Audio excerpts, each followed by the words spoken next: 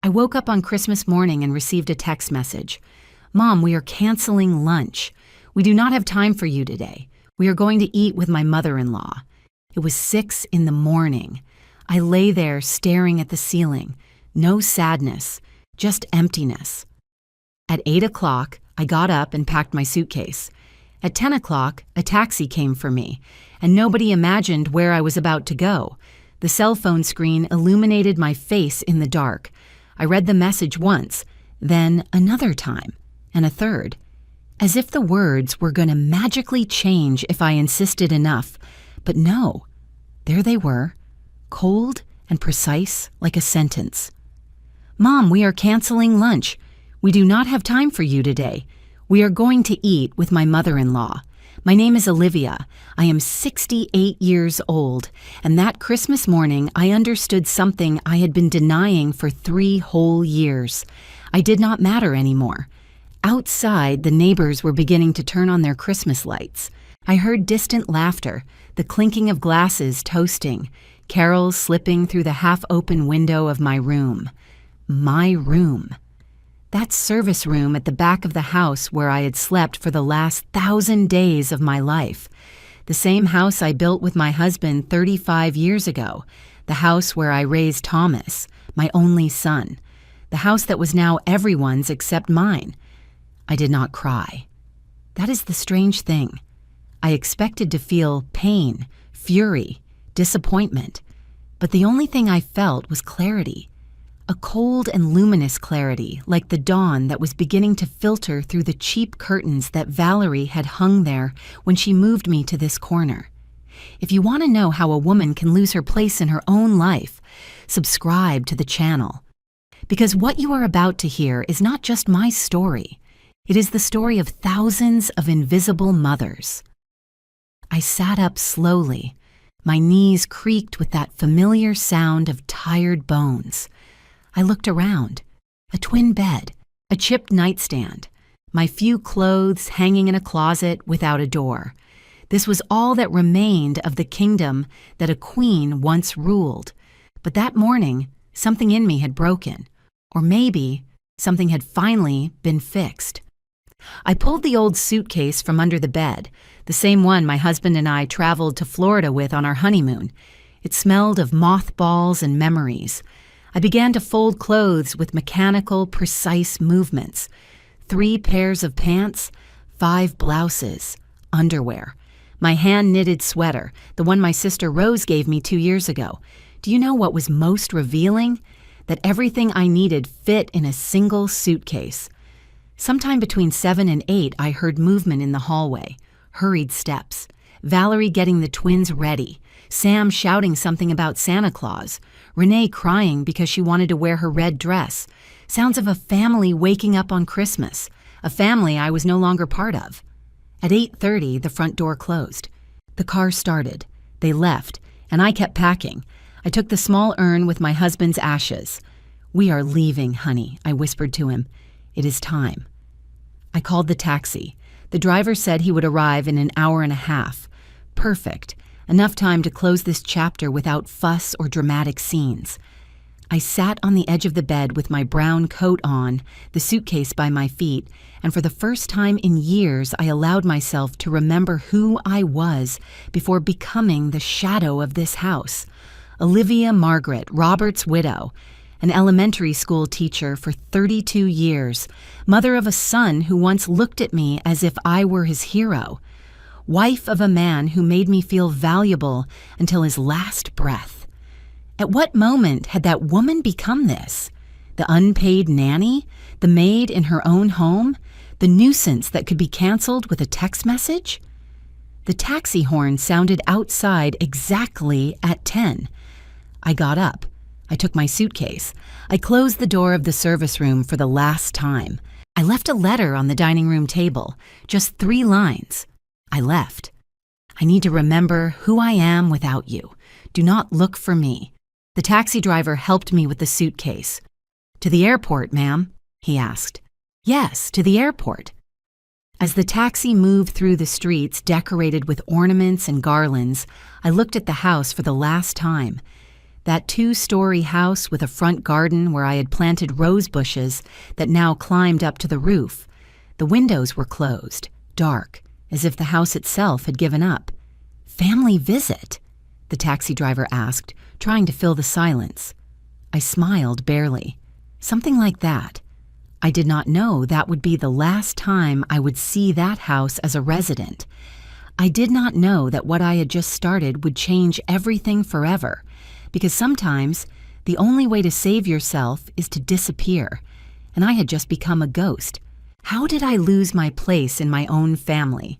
If someone had told me 5 years ago that I would end up sleeping in the service room of my own house, I would have laughed in their face. But the truth is that no one strips you all at once. They take away little pieces so small that you do not even realize you are disappearing. It all started 3 years ago when Thomas arrived one April afternoon with that nervous smile I had known since he was a child. The same smile as when he broke the vase in the living room at 8 years old, or when he failed math in high school. "Mom, there is someone I want you to meet." Valerie walked into my living room as if she were walking onto a runway. High heels, fitted dress, that sweet perfume that flooded the entire space, straight dark hair falling perfectly over her shoulders. Magazine smile. She extended her hand with perfectly manicured nails and said, "Mrs. Olivia, I have heard so much about you." I was still wearing the apron I had been using to make meatballs. I had flour on my hands. I felt small in front of her, even though I was the one in my own house. I should have paid attention to that first feeling. By October of that year, they were already married. Intimate wedding, they said. "Mom, Valerie wants something simple, without so much drama." I, who had dreamed of organizing my only son's wedding, ended up as just another guest, sitting in the 3rd row of a rented garden, watching a coordinator I did not know direct everything. But the worst was not that. The worst was what came after. "Mom, we need to stay with you for a few months," Thomas told me 2 weeks after the wedding, "just while we find something. You know how the real estate market is." How was I going to say no? He was my son, my only son. And this house had 4 bedrooms. There was plenty of space. "Of course, son, take the time you need." Valerie suggested they take the master bedroom. It has its own bathroom, Liv, and well, we are a couple. We need our space. She called me Liv, as if we were friends for life, as if my full name was too formal for her. I had slept in that bedroom since I became a widow. It was where I had mourned my husband's death, where I still kept his clothes because I did not have the strength to give them away, where his essence still lived in every corner. Of course, I heard coming out of my mouth, "I will move to the guest room." The guest room became my refuge for 6 months, until Valerie suggested turning it into an office. "I work from home, Liv. I need a professional space. Would you mind using the other bedroom?" The other bedroom was smaller. It faced the backyard where the neighbors' dogs barked every morning. "No problem. Another 6 months later. Liv, we are going to use that bedroom as a nursery. I am pregnant. Isn't it wonderful?" And that is how I ended up in the service room. "Just until the baby is born and we move," Thomas promised. The baby turned into babies, twins, Sam and Renee, and the months of waiting turned into years. Widowed 5 years ago, a refugee in my own home for 3. My husband Robert had been an electrician, a good man, one of those who fixed everything at home and never raised his voice. He died of a heart attack while installing a fan at a client's house. Fast, without goodbyes. He left me this fully paid house, a modest life insurance that I invested, and a pension of about $1,500 a month. I was not rich, but I did not lack anything either, until Valerie arrived. At first they were small changes. "Liv, don't you think these curtains are very old-fashioned?" I bought new ones. The curtains my mother had helped me sew disappeared into a trash bag. "Liv, this armchair is very worn out. I donated it to a charity. The armchair where Robert watched football on Sundays went away one morning while I was at the market. "Liv, I found these photos on the bookshelf. I put them in a box so they don't gather dust. My wedding photos, Thomas's baptism, our family trips, buried in a cardboard box in the hallway closet. Every change came wrapped in a smile, in seemingly reasonable logic. And I nodded because I did not want to be the bitter mother-in-law, the old woman resisting change, the one causing problems. But then the piano disappeared. My rosewood piano, the piece I bought with my first paycheck as a lead teacher, where I taught Thomas his first notes, where Robert sang ballads to me on anniversaries. One Saturday, I came home from the market and the space in the living room was empty. "Where is my piano?" I asked, trying to keep calm. Valerie did not even look up from her phone. "I sold it. It took up too much space and no one played it. They gave me $800. I deposited it for you. $800 for an instrument worth more than $15,000. "You could not do that without consulting me," I said with my voice breaking. "Liv, please, this house needed space. Besides, when was the last time you used it?" Thomas entered at that moment. "Mom, don't make drama. It is done." Drama? Defending the little I had left was drama? But I said nothing more, because I had learned that every time I protested, Valerie cried, Thomas defended her, and I ended up being the villain. That is how I learned to swallow my words. That is how I disappeared from my own life. And the most painful part? That I did not even realize it until it was too late, until that Christmas morning when a message showed me my true place in this family. None. When my house ceased to be mine. They say a house has a memory, that the walls absorb laughter, tears, midnight conversations. If that is true, then my house must have cried with me as it watched its soul being stripped away. After the piano came the porcelain. My mother had inherited a complete collection of fine china figurines to me. There were 20 pieces she collected herself over 40 years, each with its story, its origin, its meaning. They were in a wooden display cabinet in the dining room, protected behind glass that I cleaned every Sunday with almost reverential care. One afternoon, I returned from my monthly medical appointment, and the cabinet was empty. "The porcelain?" I asked with my stomach in a knot. Valerie was feeding the twins in the kitchen. She did not even turn around. "Ah, yes, I had a garage sale last Saturday. Everything sold. I got $250. We needed that space for the kids' toys. $250 for my mother's legacy. Valerie, those pieces were my mom's. You had no right." Finally, she looked at me with that expression she had perfected. Innocent surprise mixed with slight annoyance. "Liv, no one told me they were important. They looked like simple ornaments gathering dust. Besides, the children need space to grow. We cannot live in a museum." Thomas came in with Sam in his arms. "What is happening now? Your wife sold your grandmother's porcelain." He shrugged. "Mom, it was old stuff. You cannot cling to the past all your life. Old stuff. His grandmother's legacy reduced to old stuff." That night, in my service room, I made a mental list of everything that had disappeared in 2 years. The rosewood piano, $800 from a real value of $15,000. My mother's porcelain, $250 from an incalculable value. The silver tea set Robert gave me on our 25th anniversary, gifted to Valerie's cousin. The wicker rocking chair where I nursed Thomas, sold online for $80. The embroidered curtains to the trash. My father's mahogany bookshelf, donated to a school. My vinyl records of classic boleros, disappeared without explanation. But what hurt me most was the watch. Robert's gold watch. A Swiss piece his father gave him when he graduated from high school. My husband wore it every day of his life until he died. I kept it in a small velvet box inside my nightstand drawer, along with his wedding ring. One morning I looked for the box, and it was not there.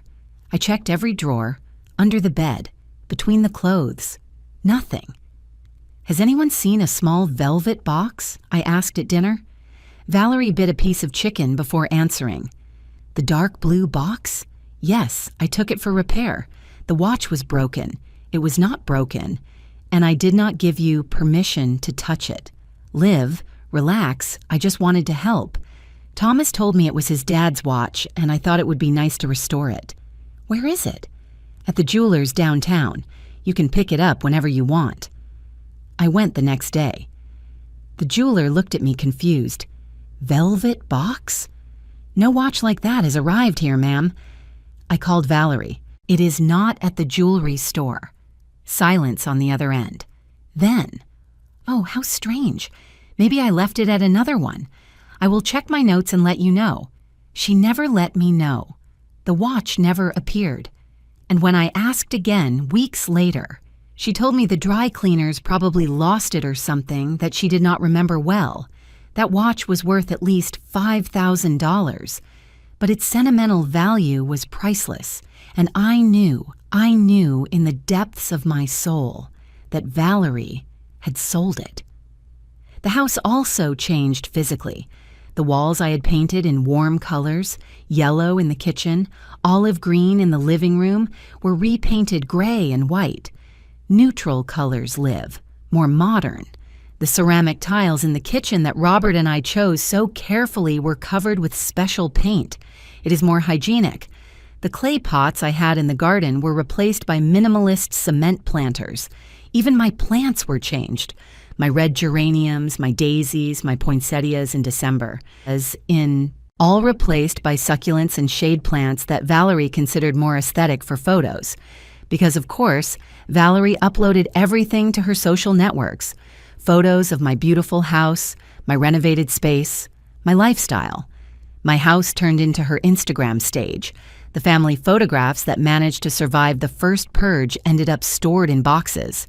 They clash with the minimalist decor, Valerie explained. In their place, abstract paintings bought at IKEA, motivational phrases in English framed. Nothing that spoke of us, of our history, of the 3 decades Robert and I invested building this home. One day, while cleaning, because yes, besides being a nanny, I was also still the maid, I found a box in the hallway closet. Inside were all the family photographs, weddings, baptisms, birthdays, trips, 35 years of family memory piled up without order or care. In the same box, I found our wedding album. The pages yellowed, the corners bent. The photo where Robert carries me in his arms in front of the church, where we dance our first waltz, where we cut the cake surrounded by our parents who are no longer here. I sat on the floor of the hallway with that album in my hands and finally cried. I cried for the piano that no longer played songs, for the porcelain that would never return, for the watch that marked my husband's time until his last heartbeat, for the walls that no longer recognized my voice, for the house that had become a pretty shell but empty. I cried for the woman I was and that I let disappear without fighting. But I was not ready to react yet. I still thought that if I was patient, if I caused no problems, if I made myself tiny and invisible, maybe I would recover something of what was lost. I did not know that the worst was yet to come. I did not know that becoming a grandmother would be the last nail in my coffin of dignity. When taking care of my grandchildren became my unpaid job, Sam and Renee were born on March 15th. Identical twins with brown eyes and round cheeks that filled the house with crying diapers and that sweet smell of a freshly bathed baby. I loved them from the first second. But love, I discovered very soon, can become your own trap. The first month was understandable. Valerie was recovering from childbirth. Thomas worked late at the logistics company where he was a supervisor. I helped. Of course I helped. What grandmother wouldn't? I got up when they cried at 3 a.m. I prepared bottles, I changed diapers, I rocked cradles. Rest, Valerie, I will handle it. The second month continued the same. Liv, you are an angel. I don't know what we would do without you. The third month was already routine, and somehow, without anyone saying it explicitly, I had become the official nanny. By the time the twins turned 6 months old, my life had this schedule. 5:45 a.m. alarm clock. I make coffee and have my only moment of silence of the day. 6:30 a.m. The twins wake up. I change diapers. I prepare bottles. 7:00 a.m. Valerie comes out of the master bedroom perfectly dressed to work in her office. Thomas has already left since 6:00. 8:00 a.m. Breakfast for the children. Porridge, stained bibs, floor to clean. 9:00 a.m. I try to bathe them. One cries while I bathe the other. 10:00 a.m. I take them out to the garden for some sun. Valerie is on a video conference. She needs silence. 12:00 p.m. Lunch, more porridge, more mess. 1:00 p.m. Nap time for the kids. I take the opportunity to wash their clothes, prepare food for everyone. 3:00 p.m. They wake up. Games, diaper changes, constant attention. 5:00 p.m. I prepare family dinner. 6:00 p.m. Thomas arrives, greets the children for 5 minutes, sits down to watch television. 7:00 p.m. Dinner. I serve, I clean. 8:00 p.m. Night bath for the twins. 9:00 p.m. I put them to sleep. Songs, stories, pats on the back. It's on the 10:00 p.m. I can finally go to my service room. 7 days a week. Without rest, without a salary, without even a consistent thank you. But you don't work, Mom. You have time, Thomas said when I dared to suggest that maybe I needed help. Did not work? I got up before everyone and went to bed after everyone. My hands permanently smelled of baby soap and disinfectant. My knees creaked from carrying children so much. My back was a map of pain. But no, I did not work. Valerie did work. From her air-conditioned office with her laptop and her gourmet coffee doing, honestly, I never knew exactly what, something related to social media for companies. What I do know is that when the twins cried, she closed the door. Liv, can you see what they need? I am on an important call. She was always on an important call. Weekends were worse. Thomas and Valerie went out. Mom, we need couple time. You understand? And I stayed with Sam and Renee from Saturday morning until Sunday night. When the twins turned 1, they were already walking and the house was a constant battlefield. One climbed on the couch while I ran to stop the other from putting fingers in the socket.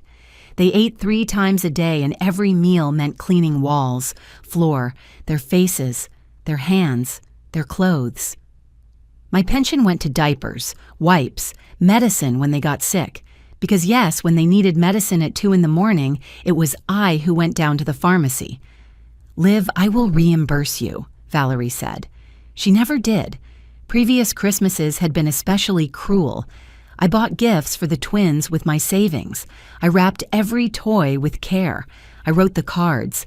And on Christmas morning, Thomas and Valerie delivered them as if they had bought them. Look, Sam, this is from Mom and Dad. I watched from the kitchen, preparing the turkey that no one would thank, watching my grandchildren hug their parents for gifts I paid for. The first Christmas like that, I thought, well, they are their parents. It is logical. The second Christmas, maybe next year they will take me into account. The third Christmas was the one of the message, the taxi, the awakening.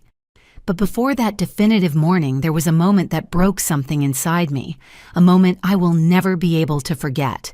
It was my 68th birthday, 3 months before that Christmas. Valerie organized a family reunion at my house. She invited her mother, her sister, 2 cousins. She also invited my sister Rose, who traveled from Santa Fe thinking it would be a celebration for me. The living room was decorated with pink and gold balloons. There was a table with snacks, wine, beer. Everything looked beautiful, until I realized I was not the honoree. Welcome to my house, Valerie said, receiving the guests as hostess. My house. Her mother, a lady with dyed blonde hair and too much jewelry, sat in the main armchair. What a beautiful home you have, daughter. I was in the kitchen heating the appetizers I had been preparing since 5 a.m. No one introduced me formally. No one toasted to me. No one mentioned it was my birthday. Rose found me washing dishes. Olivia, what are you doing? It is your day. Someone has to serve, I replied without looking at her. This is wrong, very wrong. But I just shook my head. I had already learned not to cause scenes.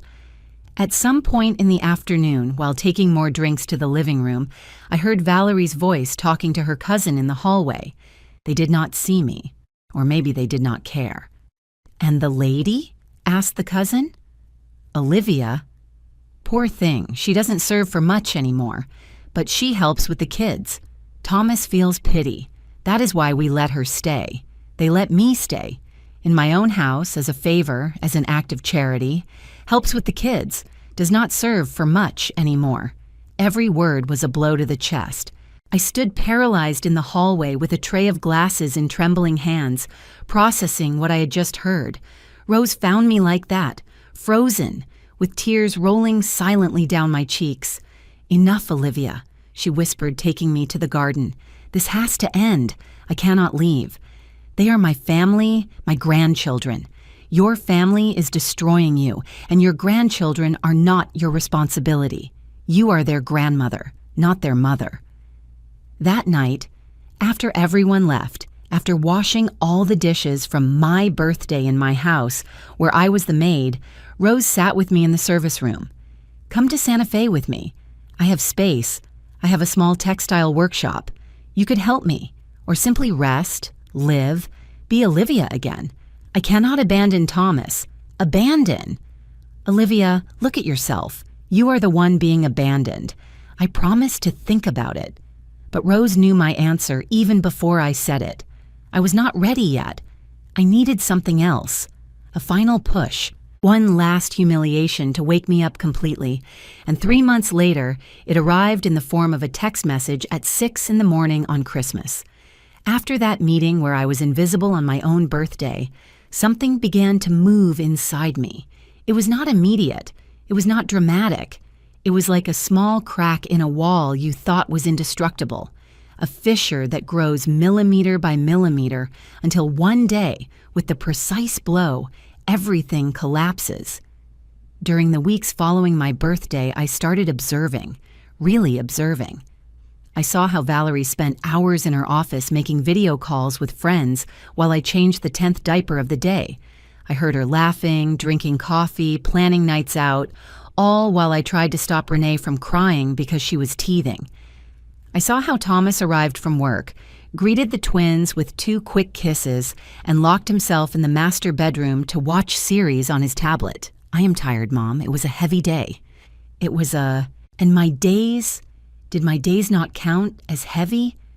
I saw how on weekends they dressed up as if they were going to a wedding to go to brunches, exhibitions, dinners with friends, always leaving me with the children. We deserve a break, Liv.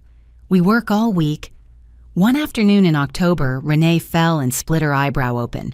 Blood everywhere, heartbreaking crying. I took the girl, grabbed the car keys that Valerie almost never used, and drove to the emergency room with Sam crying in his car seat. 3 hours in the hospital, 4 stitches. Renee clinging to my neck the whole time, calling me Nana, Nana, because she still couldn't pronounce Grandma. I called Valerie to let her know. "Oh, Liv, what a scare. But you were there, right? I am in the middle of an important presentation. Let me know how everything turns out." She hung up. She did not come to the hospital, neither she nor Thomas.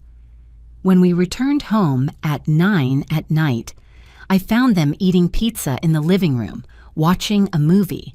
"How is my princess?" Valerie asked, getting up to hold Renee, who immediately reached out her arms to her. Because that is how it works, right? Children always want the one who arrives fresh, rested, with energy to play, not the one who changed diarrhea diapers at 5 a.m. 4 stitches. "It will scar well," I said with a flat voice. "You are the best, Liv. Right, Thomas? Your mom is an angel, a useful piece of furniture, an extension of their comforts." That night, I could not sleep. I stared at the ceiling of the service room, listening to the hum of the old refrigerator that Valerie had relegated to the laundry room next to my door, and something crystallized in my mind. This was never going to change. They were never going to move out. I was never going to recover my house, my space, my life, unless I did something. The next day, I called Rose. "Sister, is your offer still standing?"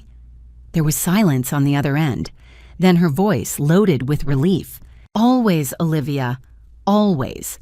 I need time to plan. I don't want to leave without being sure of everything. What do you need?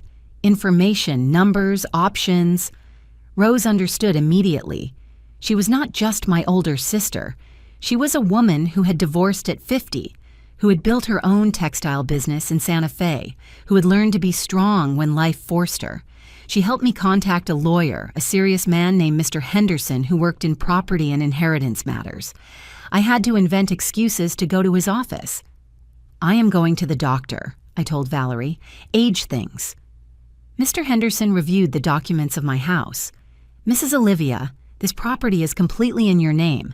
You and your husband finished paying for it 12 years ago. There is no mortgage. There are no liens. It is legally yours, 100%. And if someone else lives there without my permission, you are within your rights to ask them to leave. It is your property. And if I want to rent it, it is also your right. You can make a lease agreement to whomever you decide, for the amount you decide. Those words were like oxygen to someone who had been drowning for 3 years. It was my house. I researched rental prices in my neighborhood. Houses similar to mine rented between $2,500 and $3,000 a month. My house, with 4 bedrooms, 2 full bathrooms, garden, garage for 2 cars, could easily rent for $3,000. I crunched numbers in a notebook I kept under my mattress. Monthly pension, $1,500. Potential rent, $3,000. Total monthly, $4,500. Current savings, $50,000. What was left of Robert's insurance after 3 years funding diapers and expenses that were not mine. With that money, I could live. I could breathe. I could be myself again. Rose sent me photos of her house in Santa Fe, an adobe construction near the Plaza Market. The upstairs room is yours if you want it. It overlooks the street, the sun comes in all morning, and downstairs is my workshop. You could help me if you want, or simply rest without pressure. For the first time in years, I imagined a different life.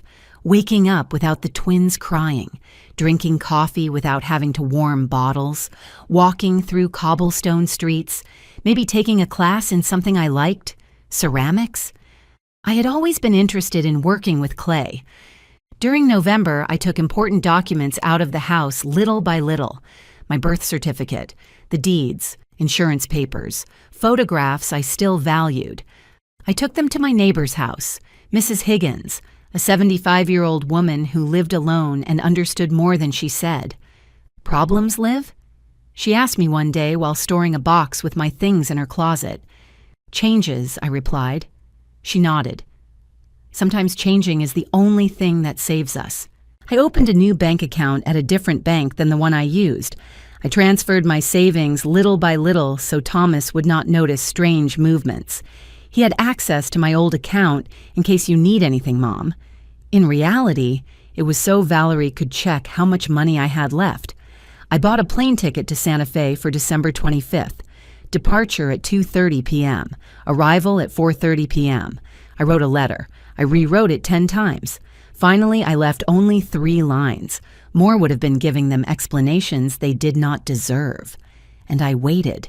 December arrived with its characteristic cold. The streets filled with Christmas lights, vendors, carols on every corner. Valerie decorated the house with a minimalist tree with white branches and silver spheres. None of the colored ornaments I had collected for decades. Those had also disappeared. This year, we are going to do Christmas big, Valerie announced mid-month. I am going to invite my family. Of course, her family. I helped cook. I helped clean. I helped wrap gifts they would buy and put under the tree as if they were theirs. On December 23rd, Valerie mentioned casually, Liv, my mom wants us to spend Christmas at her house. She says she prepared a special dinner. I felt the floor move under my feet. And me? Well, you can come if you want. Although honestly, my mom made a reservation at a restaurant and the cover is a bit expensive. But if you want to chip in, of course you are welcome. Chip in? To go to a Christmas dinner with my daughter-in-law's family as a guest who must pay for her seat. Let me think about it, I said. That night, Thomas entered the kitchen while I was washing dishes. Mom, don't be difficult about dinner. Valerie just wants to spend time with her family, too. You understand? You understand. Those two words I had heard hundreds of times to justify every abuse, every dispossession, every humiliation. Of course, son, I understand. And in that moment, looking at wrinkled hands submerged in soapy water, hands that had worked tirelessly for 68 years, I knew. I was ready. The morning of the 24th, Valerie was getting the twins ready to go buy last-minute things. Liv, can you come with us? I need you to hold Renee while I look for a gift I missed. I can't. I have to go to the bank. To the bank? On Christmas Eve? They close early. It is urgent. I went to the bank. I withdrew $2,000 in cash. The rest would remain safe in my new account. That night, while they dined on turkey and eggnog at the mother-in-law's house, I finished packing my suitcase in the service room. I went to bed early. I set my alarm for 5:45 a.m. And at exactly 6 in the morning on December 25th, my phone lit up the darkness with a message that no longer surprised me. Mom, we are canceling lunch. We do not have time for you today. We are going to eat with my mother-in-law. I read the message 3 times. I smiled, and I began the last chapter of my life as a prisoner. At 5:45 a.m. on December 25th, my alarm rang in the dark. I dressed in my most comfortable clothes, jeans, cotton blouse, knitted sweater, closed shoes. I gathered my hair in a simple braid. I looked at myself in the mirror of the shared bathroom for the last time. The woman who stared back had deep circles under her eyes, wrinkles that were not there 3 years ago, completely white hair. But her eyes, those brown eyes that looked so much like my mother's, shone with something new: determination. At 6:00 a.m., the message I expected arrived. I read it without surprise, without pain, almost with gratitude, because it confirmed that my decision was the correct one. I took my suitcase. I took my bag with Robert's urn. I left the letter on the dining room table, held down by the ceramic salt shaker that had survived all of Valerie's purges. I closed the front door without looking back. The taxi was waiting for me with the engine running, puffing steam into the cold air of the Christmas morning. "Ready, ma'am?" the driver asked. "More than ever," I replied.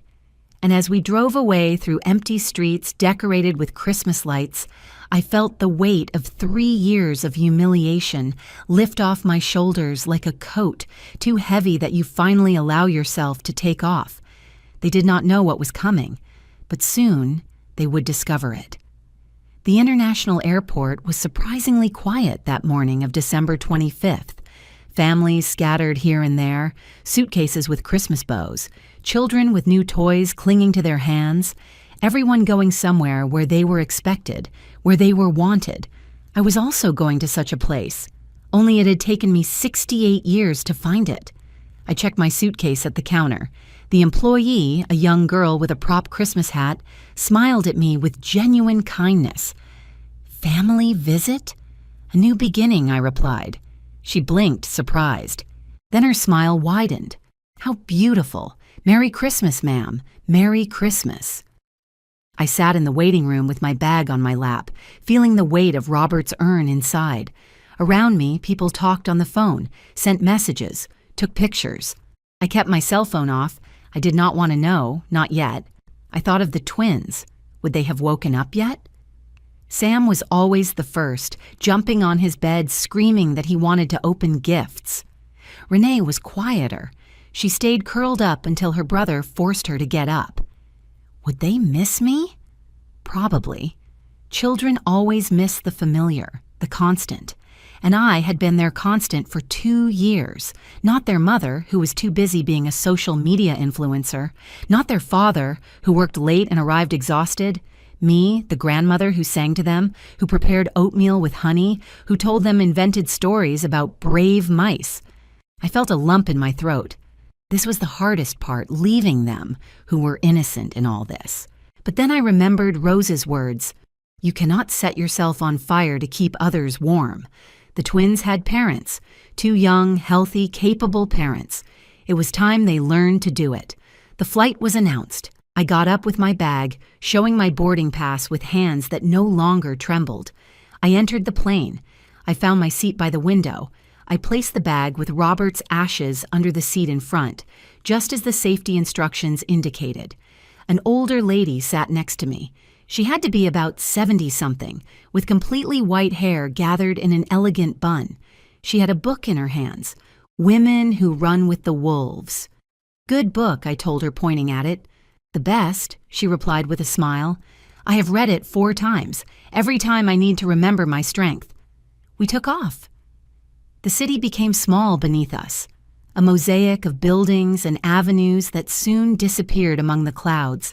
I reclined in my seat and closed my eyes, finally allowing myself to process what I had just done. I had left my son. I had abandoned my house. I had fled on Christmas. And most surprising of all, I did not feel guilty. I felt free. The plane landed in Santa Fe at exactly 4 p.m. The sky was a brilliant blue, the sun warm even in December, so different from the gray cold of the city. Rose was waiting for me in the arrivals area. I saw her before she saw me. She was thinner than I remembered, with short hair dyed a reddish brown. She wore an embroidered tunic and jeans. She looked happy, full, like someone who had found her place in the world. When our eyes met, she ran towards me with open arms. "Olivia." She whispered against my hair while hugging me. "You did it. You really did it." And there, in the middle of the airport, surrounded by the smell of local spices and the sound of native dialects mixing with English, I allowed myself to cry. Not from sadness, from relief. "I came with everything, and Robert," I said, pointing to my bag. Rose laughed through tears. "He also deserves a new beginning." The taxi took us through historic streets full of vibrant colors. Yellow houses, pink, green, blue, old churches with adobe facades, people walking without haste, greeting each other, stopping to chat on the corners. Everything was slower here, more human. Rose's house was on a cobblestone street near the plaza, a 2-story adobe construction with wrought iron balconies and pots full of red geraniums. She took me straight to the 2nd floor. "This is your room." It was small but bright. A twin bed with a hand-woven quilt in orange and blue tones, a wooden rocking chair by the window overlooking the street, a nightstand with a lamp, an antique but solid wardrobe, and on the wall, a painting of Our Lady of Guadalupe. "It is perfect," I whispered. "Rest today. Tomorrow I will show you the rest. The workshop, the market, everything." But before Rose left, I took her hand. "Thank you. For not judging me. For not telling me I should go back. Olivia, I have lived enough to know that there are times when the only way to save yourself is to walk away. You did the right thing." That night, while the city of Santa Fe celebrated Christmas with mariachi music filtering through my window, I sat in the rocking chair with Robert's urn in my lap. "We did it, honey," I told him. "We saved ourselves." I turned on my phone for the first time since the morning. 37 missed calls from Thomas, 22 messages, 4 from Valerie. I read them all without opening any. I could see the previews. "Mom, where are you? Did something happen? We are worried. It is not funny anymore. Why did you leave? We need to talk." None said, "I am sorry." None said, "I miss you." None asked how I was. Everyone asked where I was. Because that was their real concern, not my well-being, but my location, my availability. I wrote a single message to Thomas. "I am fine. I am safe. I need time. Do not look for me." I sent it and turned off the phone again. I lay in that new bed, in that room that smelled of clean sheets and old wood, in that city I did not know, but that already felt more like home than the service room where I had slept for 3 years. And for the first time in an eternity, I slept through the night without waking up startled by a baby's cry. I slept as one sleeps when you finally stop carrying the world on your shoulders. I slept like a free woman. When they returned and I was not there, I learned later, through my own sister who spoke with Mrs. Higgins, exactly what happened that night of December 25th when they returned home. It was 8:30 at night when Thomas's car parked in front of the house. Valerie was complaining that her mother had served too much food and she felt bloated. The twins were sleeping in their car seats, exhausted after a full day being spoiled by her family. Thomas opened the front door, carrying Sam. Valerie entered behind with Renee in her arms. The house was completely dark, silent, cold. "Mom?" Thomas called, turning on the living room lights. Nothing. They took the twins up to their room. They put them to bed without changing their clothes. Valerie was in a bad mood. Surely she went out with a friend. How strange that she didn't say anything, but something in the silence of the house did not feel normal. Thomas went down to the kitchen. There was no smell of food, no dishes in the sink, the stove cold. Everything exactly as they had left it in the morning. It was then that he saw the letter on the dining room table, the white envelope with his name written in my shaky handwriting.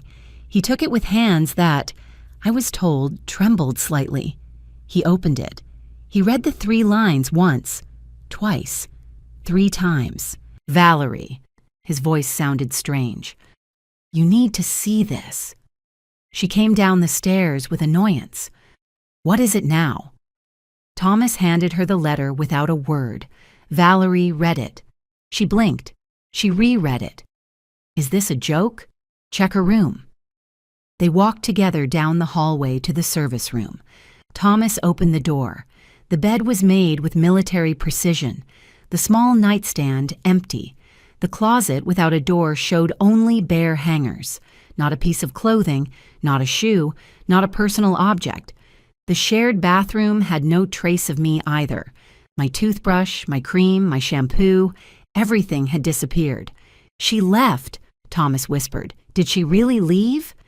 Valerie let out a nervous laugh. "She is exaggerating, playing the victim. She will come back when her tantrum passes." But Thomas knew that handwriting. He knew the weight of those words. "I left. I need to remember who I am without you. Do not look for me." He took out his cell phone. He dialed my number. Voicemail. He tried again. Voicemail. A 3rd time. "Voicemail, where is she? Why would she do this?" His voice rose in volume with each question. "Thomas, calm down. It is Christmas. She cannot have gone very far." But by 11 at night, after 47 unanswered calls, after checking every room in the house looking for a clue, after calling nearby hospitals asking if any woman of my description had been admitted, panic began to set in. Thomas called Rose, my sister, bless her. She answered on the 3rd ring with a sleepy voice. "Aunt, it is Thomas. Have you heard anything from my mom? Why are you calling me at this hour, Thomas?" My mom disappeared. She left a letter. "She says she left. Is she with you?" There was a calculated silence on the other end. Rose knew how to act. "She left? Where to?" "That is what I am asking you." "No, I have not heard anything from her for weeks. Did you check the hospitals?" "Yes. She is not in any of them." "My God, Thomas, what did you do to her?" That question fell like a stone in still water. What did we do to her? Nothing. We just told her that today we would eat with Valerie's family on Christmas. Yes, you left her alone on Christmas. She could come if she wanted. Rose let out a sigh that sounded like deep disappointment. "Look for her, Thomas, and when you find her, you better ask for forgiveness on your knees." She hung up. Thomas dropped onto the living room couch, that gray minimalist couch Valerie had bought to replace the one my husband loved. He had his head in his hands. "This is your fault," he told Valerie. "My fault? Why is it my fault?" "Because you have treated her like a servant since we got here. I did not force her to do anything. She offered help all the time. Because she had no option. Because we took her house, her space, her life. This is your mother, Thomas, not mine. If anyone should have paid attention to her, it was you. They fought until 3 a.m, Valerie crying, saying it was unfair to blame her.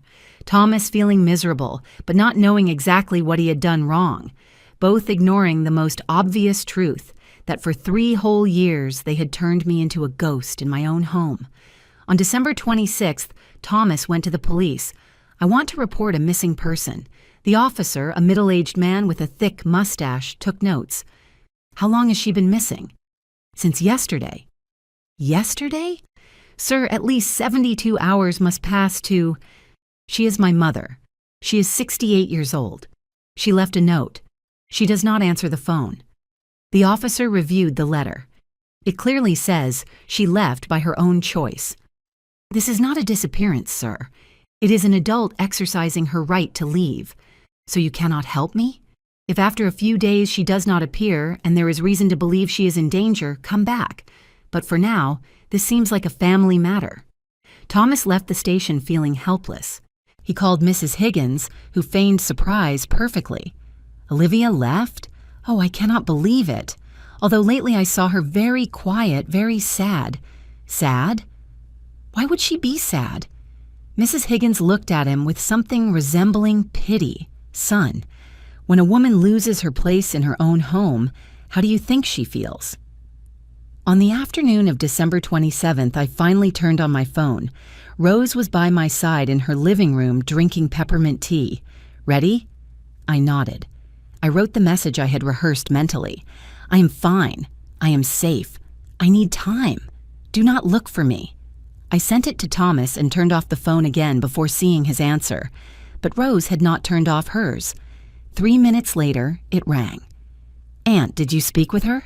She just wrote to me too. Where is she?" "I don't know, Thomas. She just says she is fine. I need to speak with her. The twins miss her. Renee cries at night asking for her grandma." Rose looked at me. I shook my head. She understood. "Thomas, give her time. I think your mother needs space to think." "Think about what? What did we do that was so terrible?" Rose sighed. "That is exactly the question you should be asking yourself. But instead of asking me, you should review the last 3 years of your life and find the answer yourself." She hung up. She took my hand. "You are trembling. It is harder than I thought." "I know, but the worst has passed. You left. You took the hardest step. Now comes the part where you build your new life." That night, in my bright room smelling of sage that Rose had burned to clear energies, I asked myself if I had done the right thing. The twins missed me. Renee cried for me. But then I remembered. They would cry for a few days, maybe weeks. Then they would adapt. Children always adapt. And maybe, just maybe, Valerie and Thomas would learn to be the parents their children needed. Because I had already raised my son. It was not my job to raise his. When I became myself again, the first days in Santa Fe were like learning to walk again. After 3 years of living according to others' schedules, of waking up with invisible alarms programmed by foreign needs, having my own time was almost disconcerting. The first full morning at Rose's house, I woke up startled at 5:45 a.m., my whole body on alert, expecting the twins' cry. But there was only silence, a warm and golden silence that entered through the window along with the New Mexico sun. I lay there, watching the light draw patterns on the ceiling. I heard sounds from the street, a vendor announcing tamales, the ringing of bells from a nearby church, voices of women chatting in Spanish while walking to the market. For the first time in years, no one needed me, and instead of feeling useless, I felt light. Rose knocked on my door around 9. "Olivia, I made coffee. Do you want breakfast?" I went down in my robe, without haste, without panic. Rose's kitchen was small but cozy, with talavera tiles and pots of basil in the window. It smelled of cinnamon and brown sugar. "Did you sleep well?" Rose stated, not as a question. "Like I haven't slept in years. We ate sweet bread from the market and that thick, sweet coffee that tastes like childhood. We talked about small things, the weather, the neighbors, the stray cat Rose fed every morning. We did not mention Thomas. We did not mention the house. We did not mention anything that hurt."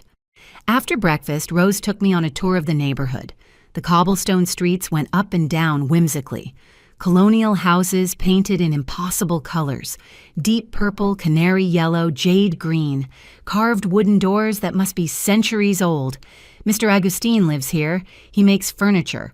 Rose pointed to a house smelling of freshly cut wood. Over there, Mrs. Carmela embroiders tunics.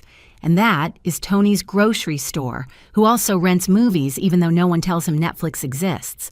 I laughed, a real laugh that came from some deep place I had forgotten existed.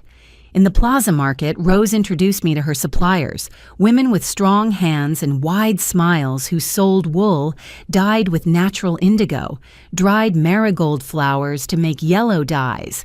"She is my sister Olivia," Rose said with pride. "She is going to stay with us."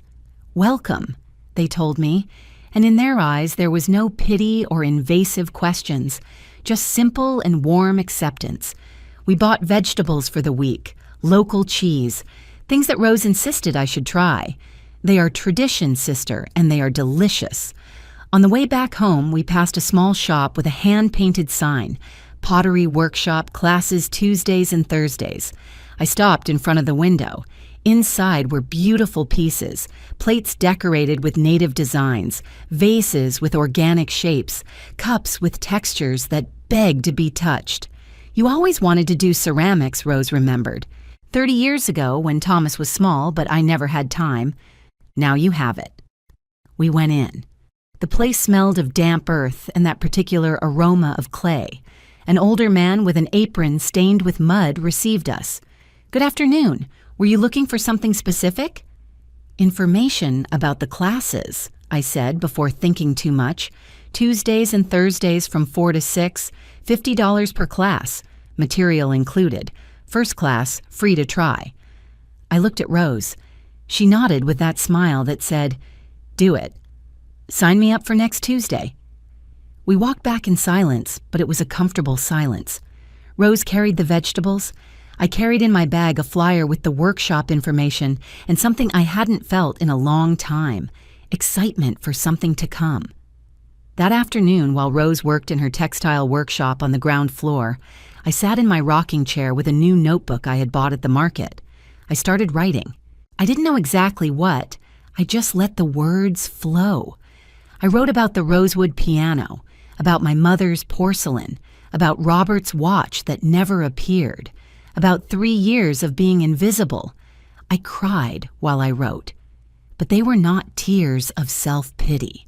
They were tears of liberation, like when you drain an infected wound and it can finally begin to heal. The following Tuesday, I went to my first ceramics class. There were 6 of us, 3 older women like me, a retired gentleman, and 2 young girls studying design. Master Aurelio taught us the basics, how to prepare the clay, how to center it on the wheel, how to feel its movement under the hands.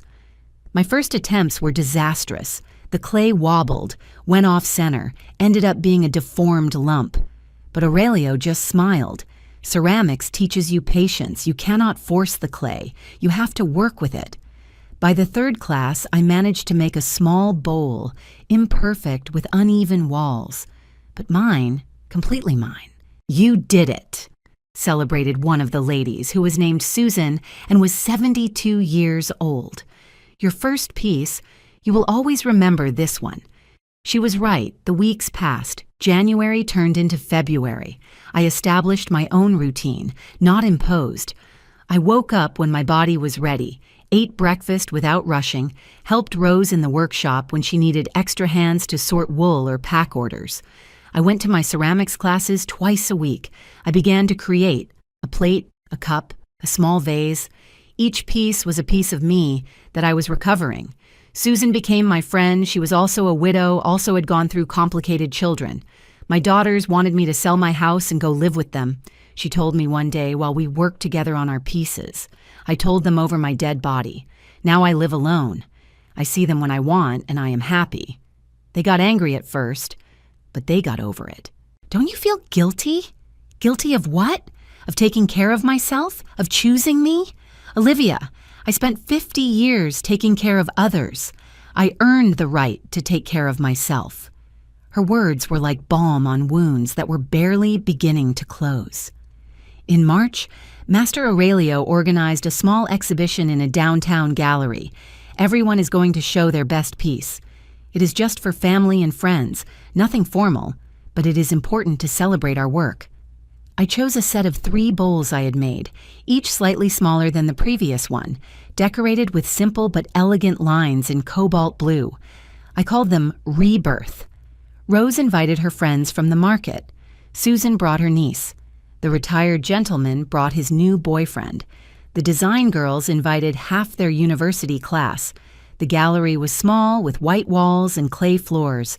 My 3 bowls were on a lit shelf with a sign, Olivia Reyes, Rebirth. A woman stopped in front of them, observing them with attention. They are beautiful. They have something. There is hope in these pieces. Thank you, I managed to say with a broken voice. I sold the 3 bowls that night for $100. It wasn't much money, but when that woman paid me in cash and thanked me for creating something so special, I felt something I hadn't felt in years. I felt worthy. That night, back at home, Rose opened a bottle of artisanal wine. To you, sister. To your rebirth. We toasted under the stars on her small terrace. And while the wine warmed my throat and the old city breathed around us, I knew with absolute certainty that I had made the right decision. I had not fled my life. I had run towards it. What happens when the one who holds everything leaves? While I flourished in Santa Fe back home, everything was falling apart. I found out the details later from conversations Rose had with Thomas, from what the neighbor, Mrs. Higgins, observed from her window, from the desperate messages my son left on the voicemail of a phone I turned on only once a week. The first week without me was pure chaos. Thomas tried to hire a nanny. He posted ads in Facebook groups, asked at work, called agencies. The first candidate arrived on a Monday morning. She was a young girl of about 25 with impeccable references. She lasted exactly 3 days. The children are very demanding, she told Thomas when she quit. And your wife, she's at home all day but expects me to do everything. That was not what we agreed on. The second nanny was a lady of 50-something with 20 years of experience. She lasted a week. Your wife talks to me as if I were her personal employee, she explained. She asked me to bring her coffee, to heat her food, to wash her clothes. I came to take care of children, not to serve an adult. The third one didn't even finish the first day. She left mid-morning with the twins crying and Valerie shouting that she was incompetent. By February, there were no nannies available. The residential area where we lived was not that big, and Valerie's reputation as an impossible employer had already circulated. Valerie had to take charge of the twins, completely, without intermediaries, without escape. The first days, she tried to maintain her work routine. She locked herself in her office with the children playing outside, hoping they would entertain themselves. But Sam and Renee were 2.5 years old. They did not entertain themselves. They needed constant attention. Mom, Mom, Mom, they shouted, banging on the office door. Her video conferences filled with interruptions, upset clients, delayed projects, warnings from her boss. I cannot work like this, she shouted to Thomas one night. Your children don't let me concentrate. They are our children, Valerie, and before my mom took care of this. And what do you want me to do? Go to Santa Fe and beg her to come back? Maybe. But Valerie's pride was bigger than her practical sense. The household bills began to arrive. Electricity, $200. Water, $80. Gas, $120. Internet and cable, $150. Phones, $90. Thomas looked at them confused. Were they always this high? I don't know. Your mom always paid them. With what money? Valerie shrugged. With her pension, I suppose. What they didn't know is that I didn't just pay for utilities. I paid for the bottled water they drank daily, the twins' diapers when they ran out mid-week, medicines when they got sick at dawn, extra gas when they had visitors, the special detergents Valerie demanded for the children's clothes. Small expenses that, added up, easily reached $400 or $500 a month from my pocket. Without me, those financial holes became evident. "We need to adjust the budget," Thomas announced one night while they ate takeout for the 5th time in the week. Valerie looked at him with annoyance. "Adjust how?" "We don't go out anymore. We don't do anything. This house has become a jail." "Well, that is how my mom felt the last 3 years." That phrase provoked a fight that lasted until 2 in the morning. The twins noticed the tension. Sam, who had always been cheerful, became irritable. He threw tantrums over anything. Renee stopped sleeping well. She woke up crying, asking for her Nana. "Where is Nana?" she asked every morning. "Nana is traveling," Valerie responded with impatience. "When is she coming back?" "I don't know, Renee. Ask your dad." One Saturday in March, Thomas found Valerie crying in the kitchen. The house was a disaster.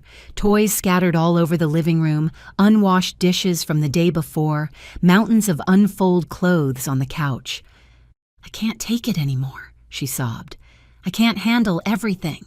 I can't handle the kids, the house, the work. Your mother made it look easy because we gave all the work to her. And what did you want? For us to pay her?" "Yes, Valerie, exactly that. We should have paid her, or better yet, we should have moved 3 years ago like we said we would." Valerie wiped her tears with rage. "And now what? Are you going to blame me for everything?" "It is not blame, Valerie, it is reality. We abused my mom, both of us, and she got tired. The fights became routine. They argued about money, about who watched the kids, about who cleaned, about who cooked. Everything I did silently was now a battlefield. Thomas's messages on my voicemail became more desperate. "Mom, please, we need to talk." "I don't know how you did it. The kids ask for you every day. Valerie and I don't stop fighting. I think this is destroying our marriage. Can you at least tell me what I did wrong? I need to understand." Rose showed me the messages. "Are you going to answer him?" "Not yet. He needs to hit rock bottom. He is pretty far down, sister, but he hasn't understood. He still thinks the problem is that I am not there. He doesn't understand that the problem is how they treated me when I was there." In April, 3 months after my departure, Thomas finally did something he hadn't done in years. He took a week of vacation to stay at home. He wanted to understand. He wanted to live what I had lived. Monday. The twins woke him up at 5:30 a.m. By 9:00 a.m., he was already exhausted. He had changed 4 diapers, prepared 2 breakfasts that ended up on the floor, broken up 3 fights, and cleaned spilled juice on the couch. Tuesday. Sam got sick to his stomach. Vomit everywhere. Clothes to wash every hour. Renee catching it by Wednesday. 2 sick children crying at the same time. Valerie locked in her office because she had an important presentation. Thomas running between both, not knowing who to attend to first. Thursday. The kids better, but the house was a disaster zone. Mountains of dirty laundry, dishes that had accumulated, bathrooms needing deep cleaning. Friday. Thomas tried to cook something healthy for the kids. He burned the rice. Sam spit out the vegetables. Renee only wanted nuggets. They ended up eating cereal for dinner. Saturday night, Thomas sat on the living room floor with his back against the couch. The twins finally asleep, Valerie in the shower, the house in silence. And he cried. He cried because he understood. He understood that I had done that every day for 2 whole years, without complaint, without rest, without thanks. He understood that I hadn't left on a whim or a tantrum. I had left for survival. Sunday morning, without telling Valerie, he bought a bus ticket to Santa Fe. Rose called me. "He is on his way." "I know. Are you ready?" More than ever. Because after 3 months of peace, of ceramics, of building myself anew, I was finally ready to face my son. But not as the submissive mother I had been, as the woman who had learned to value herself. When my son finally listened to me. Thomas arrived in Santa Fe on a Sunday afternoon. Rose notified me from downstairs. "Olivia, he is here." I looked in the mirror of my room. The woman who stared back was different from the one who had fled on Christmas. She had color in her cheeks. Her white hair shone clean and well cut, thanks to Susan, who had taken me to her stylist. My eyes no longer carried those deep circles. I wore a simple tunic that Rose had given me and comfortable pants. I looked like someone who lived, not someone who just survived. I went down the stairs slowly. Thomas was in the living room, standing by the table where Rose worked her textiles. He looked terrible. Marked circles under his eyes, wrinkled clothes, several days' beard. He had lost weight. When he saw me, his face crumbled. Mom, Thomas. We stood looking at each other for a moment that seemed eternal. Rose got up discreetly. I am going to the market. Take your time. When the door closed, the silence became dense. You look good, he finally said. I am. The kids miss you. They ask for you every day. I didn't answer. I waited. He ran his hands through his hair with desperation. Mom, this has to end. We need you to come back. We cannot go on like this. There it was. The speech he had come to give, the plea wrapped in need. I listened to it completely, waiting for the right moment. Nannies don't work. Valerie and I fight all the time. The kids are out of control. The house is a disaster. I don't know how you did it, but we can't. His voice broke. Please, Mom, come home. I sat in Rose's armchair. Thomas remained standing, expecting me to yield as I had always yielded. Do you miss your mother, or do you miss the free nanny? He froze. What? Answer me, Thomas. When you think about me coming back, do you think about seeing me, hugging me, asking me how I am? Or do you think about who is going to change your children's diapers? Mom, that is not fair. Not fair? Let's talk about what is not fair. I stood up, feeling a strength I didn't know I had. Is it fair that you took my bedroom? Is it fair that I ended up in the service room of my own house? Is it fair that Valerie sold your father's piano for $500 when it was worth more than $10,000? What? I went to my room and came down with the notebook where I had written everything down. I handed it to him. Read. Thomas opened the notebook with trembling hands. His eyes scanned the list I had made so carefully. Rosewood piano, sold for $500. Real value, $10,000. Grandma's porcelain, sold for $150. Priceless value. Your father's gold watch, missing, value $3,000. Wicker rocking chair, sold for $50. Silver tea set, gifted to Valerie's cousin, value $1,000. Grandpa's mahogany bookshelf, donated without permission. Vinyl records, disappeared. The list continued. 32 items. A complete inventory of everything I had lost in 3 years. At the end of the list, I had written, approximate total in material losses, $20,000. Total in sentimental losses, priceless. Thomas's face paled as he read, Mom, I didn't know. Valerie never told me.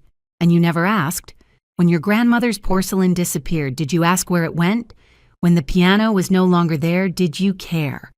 When I told you I couldn't find your father's watch, did you look for it? I thought you had stored those things. I stored them for years, Thomas, with care, with love, because they were our family history, and your wife sold them as if they were flea market trash. He dropped onto the couch. My God. And that is just the material stuff. Do you want to talk about the rest? I sat in front of him, looking him directly in the eyes. 2 years taking care of your children from 6 in the morning until 10 at night, 7 days a week, without a single day off, without a salary, without even a consistent thank you. You said you wanted to help. Help, Thomas, not be exploited. Help is a few hours a day, a few times a week. What I did was raise your children because neither you nor Valerie wanted to do it. That is not true. You what? How many times did you bathe the twins? How many nights did you get up when they cried? How many times did you take them to the doctor? Tell me, Thomas. Give me a number. Silence. I will tell you. 0. The answer is 0. Because every time your children needed something, you handed them to me as if I were their mother and not their grandmother. I worked all day, and I didn't work, right? Because taking care of children is not work. Cleaning is not work. Cooking is not work. Washing mountains of clothes is not work. My voice rose in volume. Do you know how much a full-time nanny costs, Thomas? Between $3,000 and $4,000 a month. I did that for free for 2 years, 24 months. That is almost $100,000 you owed me. He did the math mentally. His face crumbled even more. And still, I continued, still I could have endured it if you had at least treated me with respect. But you made me invisible in my own home. Remember my birthday 4 months ago? Your birthday. He started confused. Valerie organized a family reunion at my house. She introduced her mother as the guest of honor. I served all night as if I were the employee. And when I thought no one was listening, I heard your wife tell her cousin, "Poor thing, she doesn't serve for much anymore, but she helps with the kids." Thomas closed his eyes. "Mom, I don't serve for much anymore." Those were her words. And you never defended me. You never protected me. You never saw me. Tears began to roll down my son's cheeks. I am sorry. God, Mom, I am so sorry.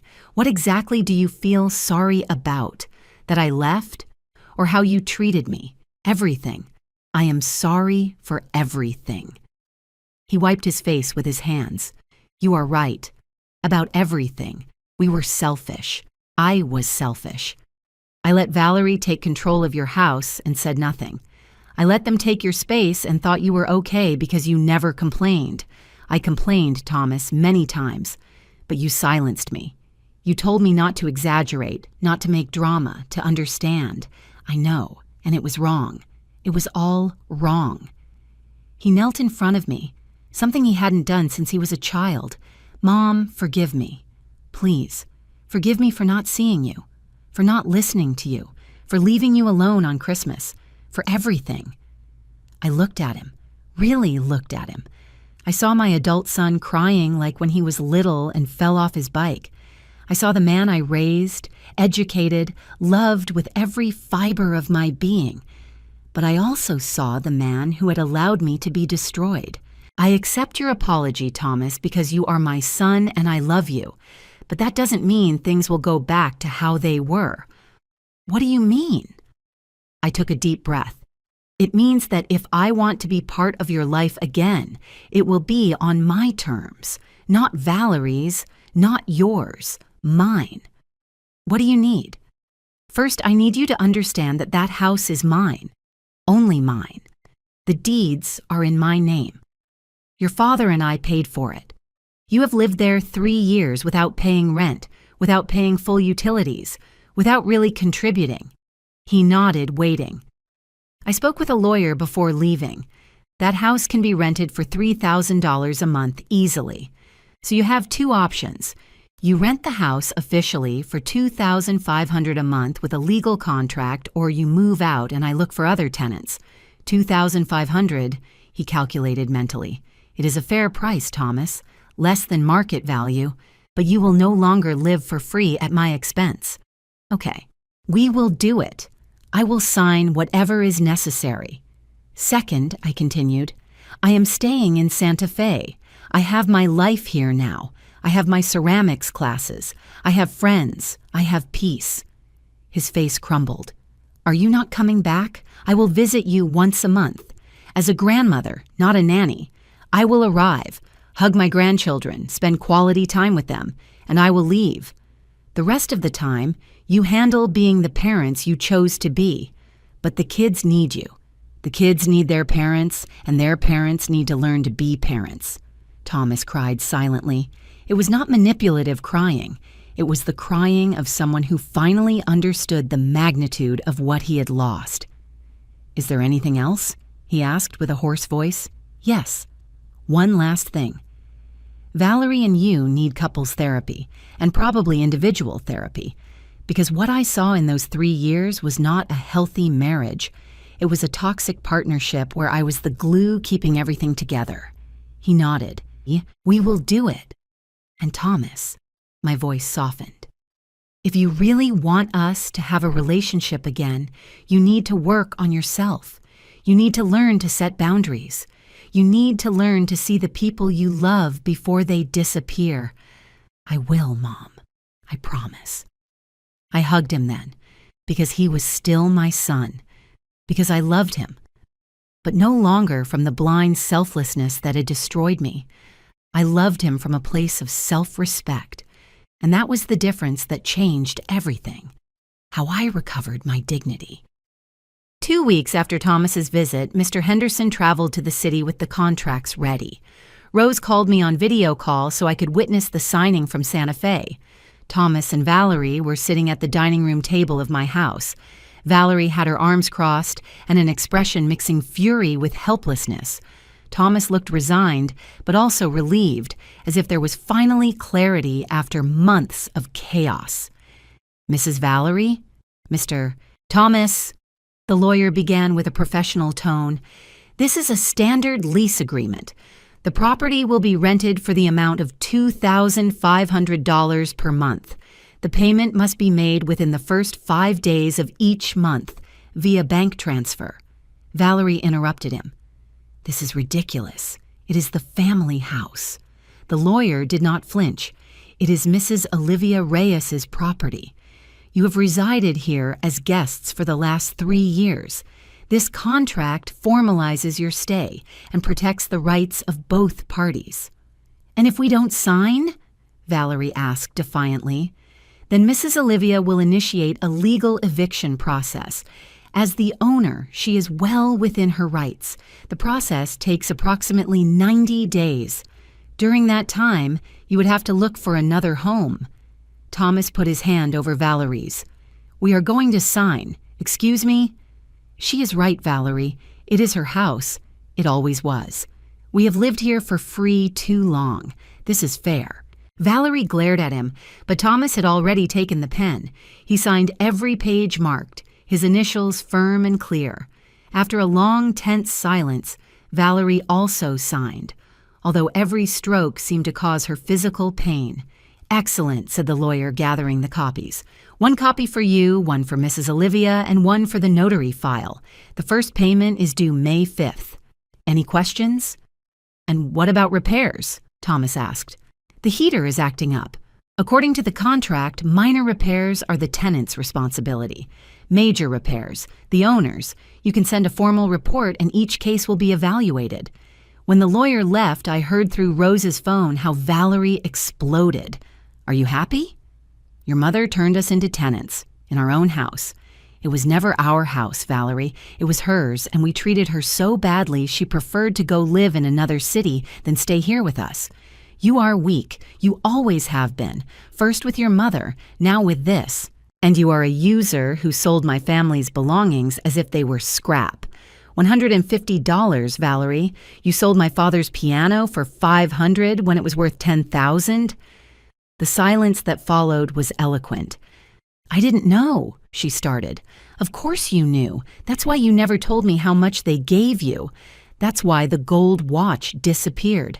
That's why everything that had value evaporated while we redecorated with cheap furniture. I heard steps, a door slamming, Thomas sighing deeply. Rose hung up shortly after. Did you hear everything? Enough.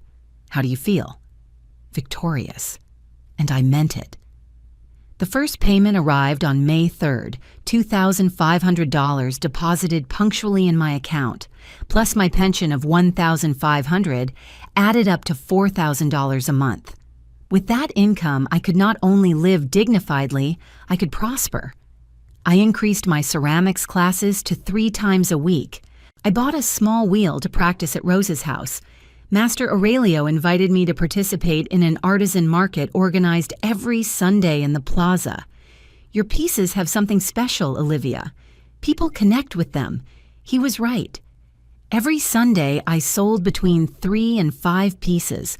Bowls, cups, small plates.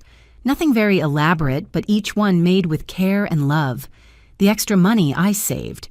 I already had a plan. In June, Thomas kept his word to visit me once a month. He arrived with the twins on a Saturday morning. He had rented a car and driven the hours to Santa Fe. When Sam and Renee saw me, they ran towards me shouting, "Nana! Nana!" I hugged them with an intensity that surprised me. I had missed them, but it was a healthy missing. of a grandmother who loves, not a slave who serves. I missed you so much." I told them, covering their faces with kisses. We spent the day together. I took them to the market where I bought them wooden toys. We ate enchiladas at a stall Rose recommended. I took them to my ceramics workshop where Master Aurelio gave them clay to mold whatever they wanted. Renee made a deformed snake. Sam, a circle with holes he insisted was a cheese. Both were full of mud and happiness. "You don't live with us anymore, Nana," Renee asked while we ate ice cream. "Now I live here, my love. But I visit you, and you can visit me too." "Why did you leave?" Thomas intervened. "Because Nana needed her own space, and Dad was foolish and didn't realize it in time. But now we will come to see her often, yes?" The children nodded. Satisfied with that simple explanation? At night, after putting the twins to bed in the guest room Rose had prepared, Thomas and I sat on the terrace. "Valerie and I are in therapy," he said without me asking. "How is it going?" "Difficult, painful, but necessary." He took a sip of his coffee. "The therapist made us see that our marriage was built on very fragile foundations. I worked to escape home. She played at being an influencer to avoid dealing with being a mother. And you were the one holding everything together. And now? Now we are learning." Valerie reduced her work hours to be more with the children. I arrive earlier. We have dinner together. We bathe the twins together. "It is exhausting, Mom. I don't know how you did it alone, because I had no choice. You took it from me." He nodded, ashamed. The therapist also suggested that maybe we need family therapy, with you included, when you are ready. Maybe, eventually. Will you forgive us someday? I looked at him. My son, my only son, the boy I had raised, taught to walk, to read, to be a good man. The man who had failed me but was now trying to fix it. I already forgave you, Thomas. But forgiveness does not mean forgetting. It means I no longer carry the weight of resentment, that I chose my peace over my rage. Thank you, Mom. But listen to me well. I will never live like that again. I will never make myself invisible so others can shine. I will never give so much of myself that nothing is left for me. I wouldn't ask you to. I promise I won't. In July, I received an unexpected call. It was Valerie, Olivia. Her voice sounded strange, almost humble. "Can we talk? Speak. I need to ask for forgiveness, for everything, for selling your things, for treating you how I treated you, for making you feel invisible in your own home." She paused. "I have no excuse. I was selfish and cruel. And if I could return everything I took, I would. You cannot return it, Valerie. It is done." "I know. But I want you to know I am trying to be better. With the children, with Thomas. And if one day you can forgive me. Forgiveness is a process, Valerie. It is not something given automatically because someone asks. It is earned with consistent actions, not with pretty words." "I understand. Just thank you for listening to me." She hung up. Rose, who had heard my side of the conversation, looked at me with pride. "Look who you are now, strong, clear, not letting yourself be manipulated. I learned from the best." I smiled, pointing at her. In August, I participated in my first formal exhibition. A small gallery in downtown Santa Fe was showing new artisan voices, and Master Aurelio nominated me. I presented a collection of 12 pieces called Rebirth. Each one represented a stage of my transformation. There was a cracked plate I had repaired with the kintsugi technique, the fractures highlighted with gold dust, a vase shaped like a cocoon opening, a cup with roots growing from the base. Susan came to the opening. Rose invited half the market. Thomas made the trip with the twins to be present. "Look, Sam," he told him, showing my pieces. "Your grandmother made this. She is an artist." "It is pretty," said the boy with sincere admiration. I sold 8 of the 12 pieces that night. The money didn't matter as much as what it meant. Someone valued my work. Someone considered what I created had enough value to take home. That night, back at Rose's house, I sat in my rocking chair with a cup of chamomile tea. Robert's urn was on my nightstand where I always kept it. "We made it, honey," I whispered. I found my way back to myself. And while the old city breathed under the stars, while the smell of sage filtered through my window, while Roses and her friends' voices laughed on the ground floor, I felt something I hadn't felt in years. I felt I was exactly where I should be, not in the service room of a house that no longer saw me, but in my own space, with my own life, finally being myself. Because sometimes the sweetest justice is not revenge. It is flourishing. Final reflection. A full year passed since that Christmas morning when I woke up with a message that changed my life. Today I am 69 years old. I live in Santa Fe with my sister. I teach ceramics classes twice a week to other women who, like me, are rediscovering themselves. I sell my pieces at the artisan market. I visit my grandchildren once a month and enjoy every minute with them because now I am a grandmother, not a substitute mother. Thomas and Valerie continue paying the rent punctually. They are still in therapy. Their marriage survived, although transformed. The twins are learning that having present parents is better than having an exhausted grandmother. Do I regret leaving? Not a single day.